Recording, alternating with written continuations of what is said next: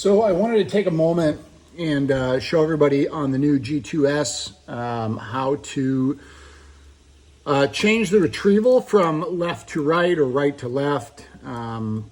This is also a really good video for our dealers. We have supplied them with this nifty little tool that we've machined down. Makes the process really easy. There's also a few ways to do this at home with some simple little tools that you can find anywhere. I'm going to take you through it from start to finish right now and show you how to break this down. I'm going to move the camera down a little bit so you can see what I'm doing.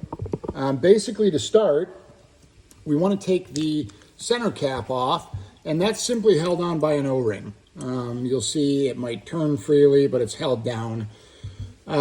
Easiest on your fingers, use a paper towel, whatever it may be. I like to push this to one side and then I lift the other side. Sometimes it takes two fingers, but that cap will lift off of there. We'll go ahead and set that to the side. Every kit, every reel comes with an Allen key. When there's no backing on, it's really easy to access the set screw on the collar here from the side. When there's backing on it, you can use the shorter part and come in from right here. So basically we'll fit this into the keyway, and it's literally a quarter of a turn. We'll loosen this collar and the collar will come off. Once we've got the collar off, we'll set that to the side. Our spool will lift off of the frame. Likely when you lift it off, it's going to take the clicker gear with it. This just pulls out of the bearing, and you'll notice that there is a thrust washer here. Very important this stays on. I like to put this back on the gear, put the gear back on the frame, and now this is ready for reassembly when we get to that point. From then on, we need to get the bearing out. The bearing is in a race that is separate of the actual spool itself. You can see by the color difference. To access the front of the bearing in order to push it out, these can be pretty snug in here, especially on the new G2s. We're going to need to get this washer out, or this bushing. This is pressed in by hand, but it can be pretty tight, so it doesn't just pop out with your finger.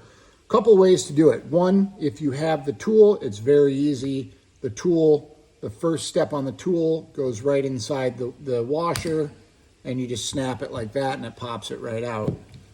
If you don't have the tool, that's okay. There's a couple other ways to do it. So if you don't have the tool, that's okay. There's a couple other ways to do this. One of the ways I like is just finding a socket that fits right inside. You can even just use the extension part of a socket wrench. And then we'll just put this inside, not in the bearing, but only on the plastic. And then if we just pull this to the side, it'll pop our little bushing out. So now that our bushing's out of the way, we've got access to the face of the bearing, which you can see in here is the metal that's inside of the anodized. That's the face of the bearing. So we need to push on the outside of this to push the bearing out the back. A couple ways we can do that. Dealers with this tool, it slides right inside the bearing on the other side, and then we can put it down on the table and push it. I like to tap it, and it'll tap the bearing out the back.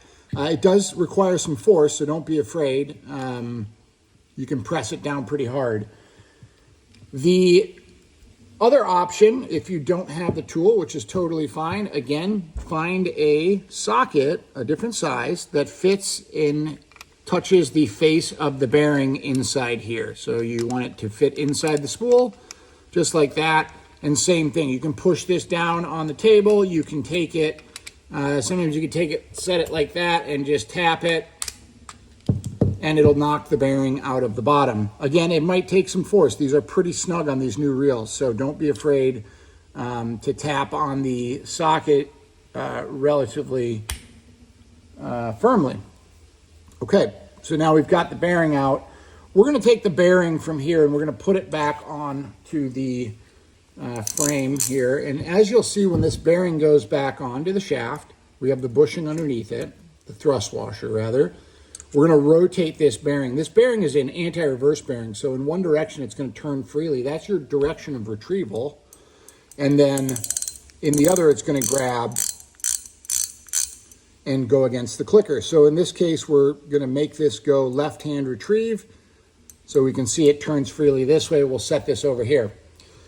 To reassemble, we're going to put the bushing back in first. So we'll go ahead and grab the back of the spool at the hub here and use our thumbs, and we can snap that bushing in place. It's going to take some force. So you're going to want to push it around, and once you get it down, you're going to want to make sure it's seated flat all the way around. You can see how it's sitting nice and flat in there. If you can't get the bushing in with your fingers, that's okay, dealers. If you have this, you can set this upside down like this with the bushing on it and just push on the hub. It'll clip it in that way as well. You can also do that with a socket if need be, one that pushes on the face here, and that'll snap in. So once that's snapped in and it's down, it's nice and flush everywhere, we've pressed it down nicely, we're now ready to reassemble this. We're going to take the spool now and we're going to match the flats of the inside of the spool with the flats on the outside of the bearing race. You'll see it's not a circle, it actually has flats on it. We'll line the flats up, we'll eyeball those and get them started, and then from there we can go ahead and press the spool down onto the frame. It can take some force. You'll want to press it down and make sure it's down all the way. When it's down all the way, I'll show you, the bearing race should sit all the way down inside the spool. In fact, the bearing race itself should sit a little bit higher than this actual yellow face of the spool there, okay? If that's up a little high, you can put your socket or your tool on the outside of this and tap this down so this sits almost flush, but is a little bit raised, you'll feel. These are your detents for your clicker retrievals. If you'd like to get rid of the noise when you're retrieving, simply pull these out. They have a little bit of grease that holds them in place. They'll pull out of there, and then you'll have a silent retrieve. Putting it back on, we'll rotate the spool back onto the shaft as we go. And now we're back down in place, and you can see we're set up for left-hand retrieve. Clicker on the outbound. Okay, from there, we're going to put our collar back on. I've left the Allen key in the collar. That makes it a little bit easier for reassembly to not have to find it. Find the inside of the set screw. But either way, just for show and tell here, we'll do it the old-fashioned way without leaving that in. You'll notice there's a little bit of an edge break, a chamfer as we call it, on one side of this collar. Okay, we'd like to keep that down on the bushing. It just helps a little bit. And if you apply a little bit of grease, I'm going to steal from some of the inside of the cap, just to that face there before we put it down. It helps with reassembly a little bit. It does not matter once the bushing breaks in. These are self-lubricating bushings in the reels, so it doesn't require any grease on the bushing. But we'll put that down. The orientation of this before you tighten it does not matter at all, okay? I like to leave it up just for aesthetics. But then we'll take the Allen key, insert it into the screw on the side here. It doesn't take a lot to tighten this. We want to be sure we don't over tighten it. And then I just like to set my thumb down on this collar, just barely putting any pressure on it, and then just give that a little bit of a turn, and that'll tighten that up. As you can see, we're now clamped down. Retrieval's good. Everything looks like it's in place and nice. If you'd like, you can loosen this collar, apply a little bit more pressure if you want it to be a little bit tighter on the retrieval. That's completely up to the angler. You can also loosen it a little bit more, and it's a little bit more free on retrieve. I like it. Just a little bit of pressure on there feels nice to me. And now that's all set to go. From there, all we have to do is put our cap back on. There's an O-ring you'll see on the spool. And inside the cap, there's a little bit of a groove in there.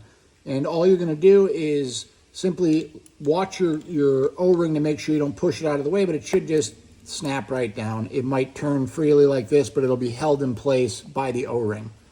And that's it. Now you're ready to go. You've switched retrieval. The bearing's back in place, and this reel's ready to go and be fished. If you have any questions, comments, whatever it may be, feel free to drop us a line here. You can reach us at our website by email, phone. Social media is a great place to contact me as well. Hope this is helpful. If you have any questions, please let us know.